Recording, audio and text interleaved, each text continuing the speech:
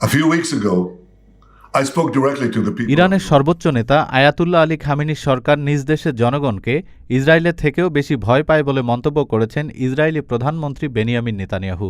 12ই November ইরানি জনগণের উদ্দেশ্যে দেয়া এক ভিডিও বার্তায় কথা বলেন নেতানিয়াহু। ওই ভিডিও বার্তায় নেতানিয়াহু বলেছেন, জনগণকে ভয় পায় বলেই তাদের আশা আকাঙ্ক্ষা এবং স্বপ্নগুলো ভেঙে দেওয়ার চেষ্টায় অনেক বেশি সময় ও অর্থ খরচ করছে ইরান সরকার। নেতানিয়াহু আরও বলেন, আশা ছাড়বেন না, আর জেনে রাখবেন ইসরায়েল এবং মুক্ত বিশ্বের অন্যরা আপনাদের পাশে আছে। অক্টোবরে ইসরায়েলে চালানো ইরানের ব্যালিস্টিক ক্ষেপণাস্ত্র হামলার প্রসঙ্গ টেনে নেতানিয়াহু বলেন, এতে ইরানি জনগণের প্রায় $230 কোটি পরিমাণ মূল্যবান অর্থ খরচ হয়ে গেছে, আর তা দিয়ে ইসরায়েলের সামান্যই ক্ষতি করতে পেরেছে ইরান।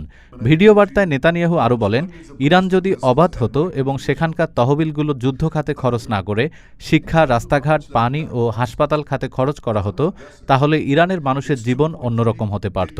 খামেনির সরকার ইরানের জনগণকে এসব সুবিধা দিচ্ছে না বলে অভিযোগ করেন নেতানিয়াহু। তার দাবি, ইরান সরকার দেশকে গঠন করার চেয়ে ইসরায়েলকে ধ্বংস করার কাজেই বেশি মনোযোগী। ইরানি জনগণকে উদ্দেশ্য করে ইসরায়েলি প্রধানমন্ত্রী আরও বলেন, আমি জানি আপনারা এ যুদ্ধ চান না, আমিও এ যুদ্ধ চাই না, ইসরায়েলি জনগণও এ যুদ্ধ চায় না। Could have added billions to your desk education report, budget. আজ বার্তা, Dhaka. Khamenei exposed the regime's